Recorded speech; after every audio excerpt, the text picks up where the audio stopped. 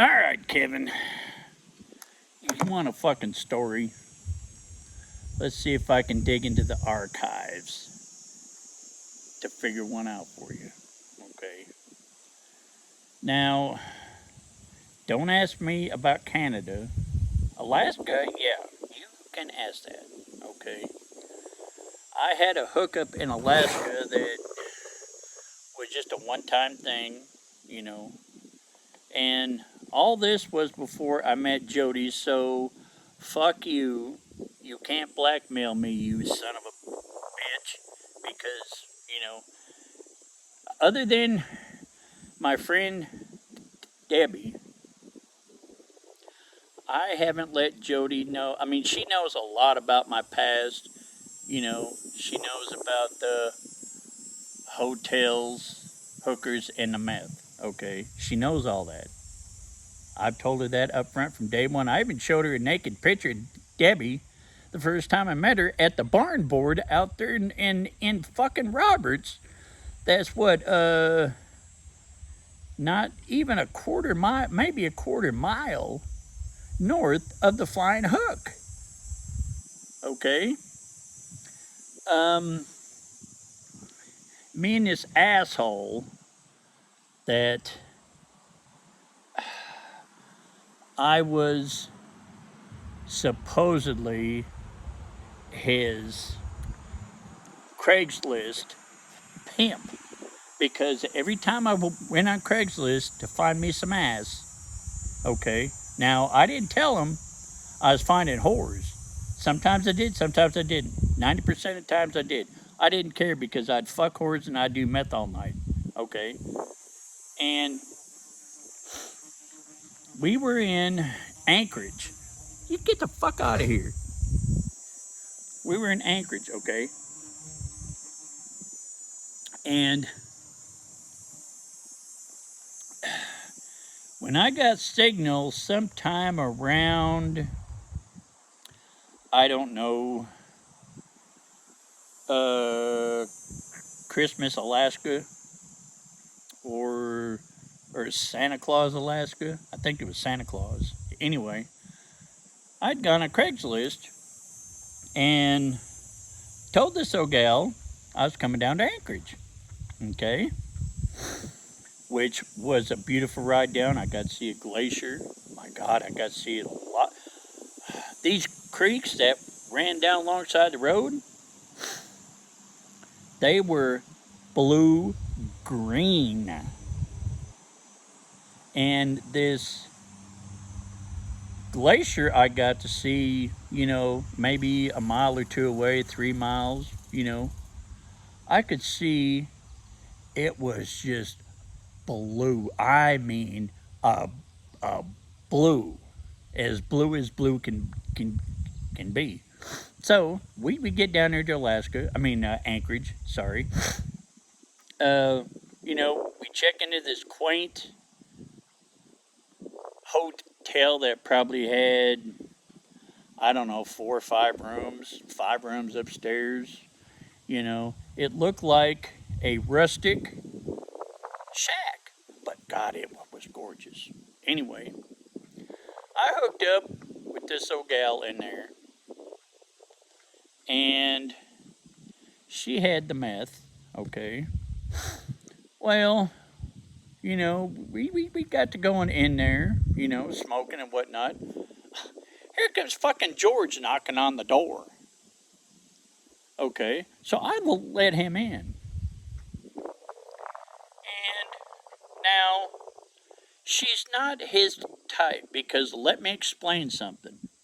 His type, now he's like, I don't know, my height, 280 pounds, fucking skin tags all over his fucking armpits and his neck and his fucking everywhere. I don't even want to know where. Well, he likes the kind of girls that are, how should I say, submissive. He likes slant-eyed girls. They can't be smokers. They can't be drug users, and they can't fucking drink. and they gotta be 120 fucking pounds. And they gotta be like 5'3", 5'5". How fucking hard is that to find? You know? God damn. Might as well be fucking in a lake in Wisconsin fucking fishing for a goddamn alligator. You ain't gonna fucking find it.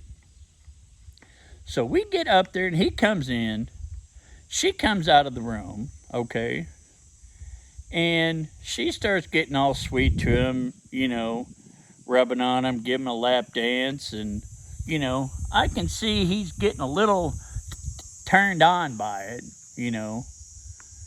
So, you know, she's got her arm around him. She's kissing his ear and blah, blah, blah. And it's not going where y'all think it is. All right, fuck you. I see he's getting a little bit turned on about it. So I motioned her. I said, hey, you come here. Fuck you, big. Get the fuck away. I said, hey, you come here.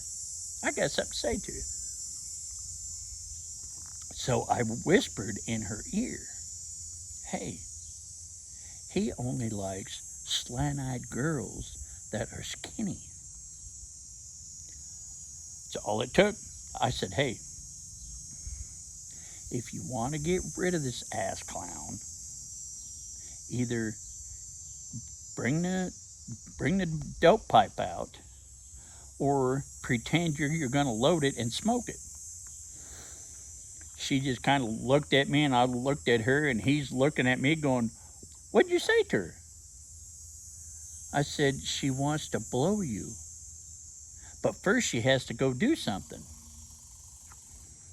So, you know, you can imagine a small room that's got the bed on one side, the door on the other side. At the end of the room, you got the TV in the dresser, and off to the bathroom. You know, I don't know, maybe 60, 100 square feet, if even that.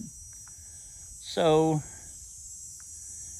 she goes over there to TV and she pulls a chair out from the desk because it's a TV slash desk area. She starts loading this up in front of him. Well, he's talking to me, and all of a sudden he starts looking at her. And he looks at me, and he looks at her, and he looks back at me, and he goes, what's she doing? And I looked at him, and I looked at her, and I looked back at him, and I had this puzzled look on on my face. I said, well, George,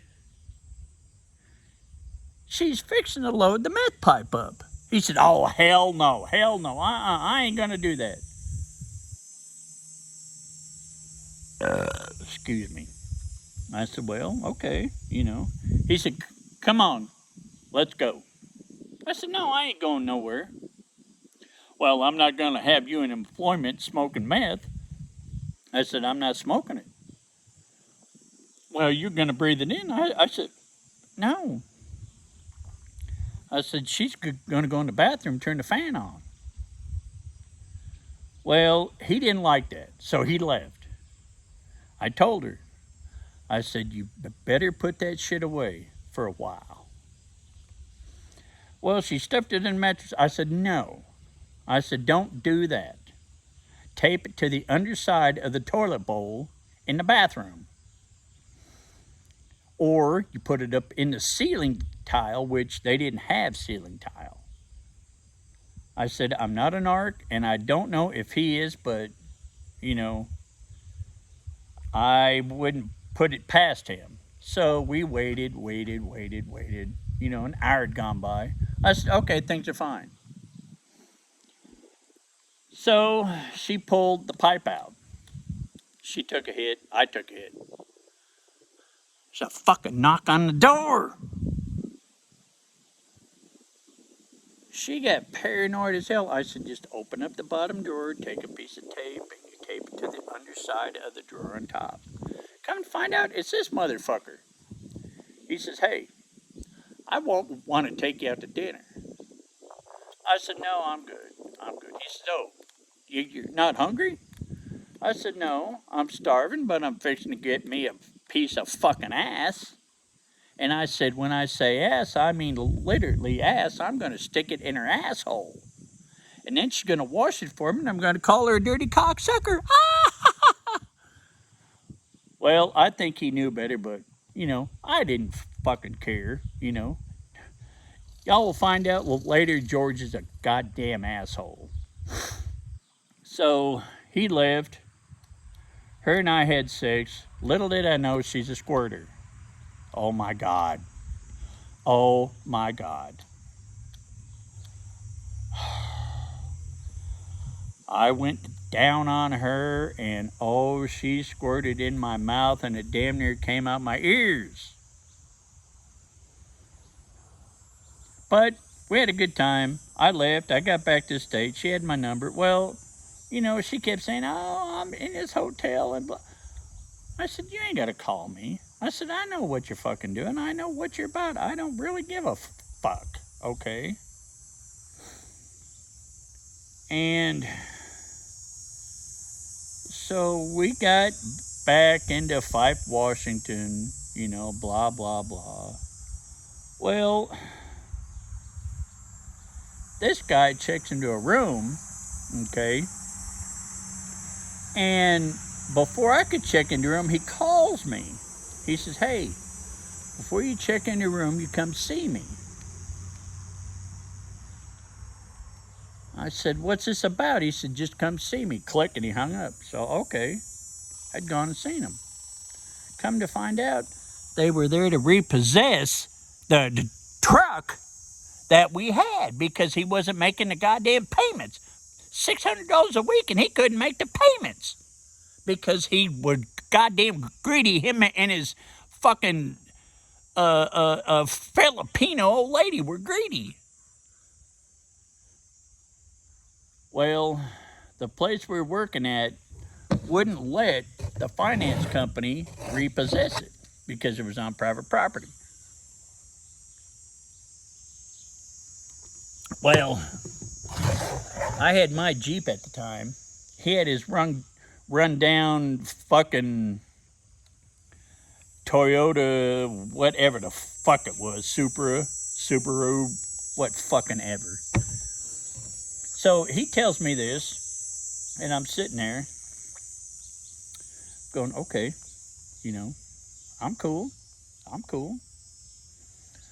Listen to what he says.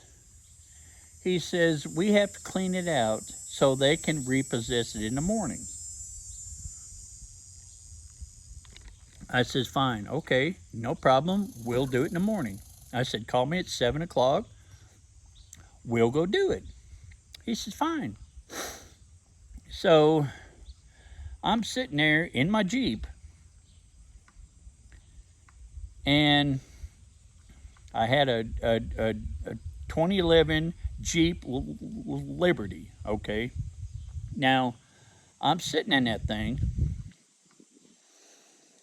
and I thought, what the fuck? So I got on Facebook. I found a hookup for some meth and a pipe, which they had just selling down the street. I grabbed 2 of them, took a few drags, put the pipe away, went down to Linden in Fife, Washington, and I got in there. I took my inverter and I took my clothes. And anything else I had, I didn't take much of the victuals out of there. AKA my mackerel, my vegetables, the corn, the green beans, the peas, the carrots, the SpaghettiOs, and all that. I just took the rice cooker, my my inverter, and a few odds and ends. I got in my car, started driving back to the hotel. I thought, okay, I'll go check in. And as I'm driving, I'm going, wait a minute. I mean, my brain's going 90 miles an hour by this time. So I pull in there. I take a few hits off the meth pipe, and I'm sitting there going, okay, it's a 10-hour drive down to Fairfield from where I'm at. Okay, it's it's 9 o'clock West Coast time. Well, 10 o'clock or Pacific time. So I'm thinking, okay, I could be down there just around the daylight. So without a second fucking thought, jumped in I put the Jeep in fucking reverse, stopped and filled that fucker up full of gas at the Loves up there, and away I went, headed down I-5. Set the cruise control for 70 miles an hour, and away I fucking went, smoking as I'm going. Big hairy deal. Y'all know I smoke. If y'all don't, well then, you know, I'm sorry you fucking unlike me, but I'm being honest and I'm being truthful. You know, not everybody's perfect. You know, I got more skeletons in my fucking closet than Forest Lawn, okay? But that's okay. I don't care. So, you know, I'm driving and pretty soon I make it into Oregon. Pulled into a fucking gas station to put gas in, and this motherfucker runs out in an orange vest saying, "Hey, you can't pump that. That's my job." I said, "Fucker, I got a hazmat." He said, "You ain't qualified." I said, "I got a hazmat." He said, "No, according to Oregon law, I got to pump it." I said, "Fine, fucker, you pump it." I said, "But don't expect a tip out of me, except don't pump my gas." And that's the way it is up there in the Northeast or Northwest. They don't allow you to pump your own fucking gas in Oregon and Washington. You can't do it. So I'm driving back. I hit Fairfield, maybe 7 o'clock in the morning.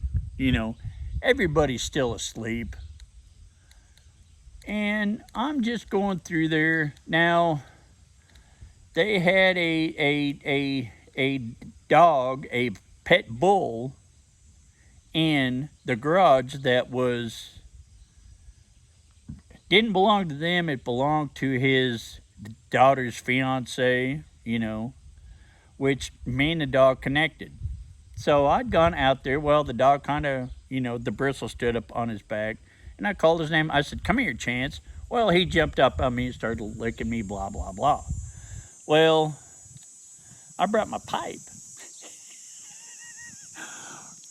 We had gone out in the backyard. I lit the pipe up. I said, "Come here, Chance." Blew smoke in his nose. Oh my God, that fucking dog wouldn't stand still. So anyway, I brought him back in the garage. I got out of the garage what I wanted.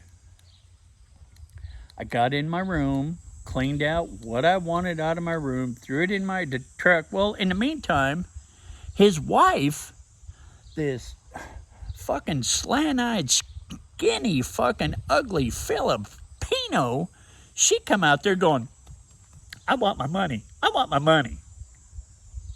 I said, "Yeah, okay. Well, where's George? Where's George? I want my money." I said, "Okay, all right." I said, "No, George ain't here." "Well, why are you here?" I said, "Need to call George."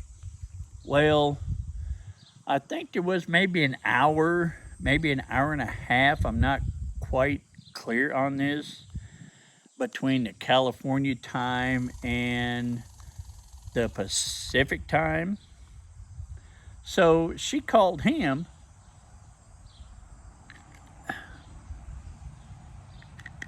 She told him I was loading up my truck. He says, "Let me talk to Danny."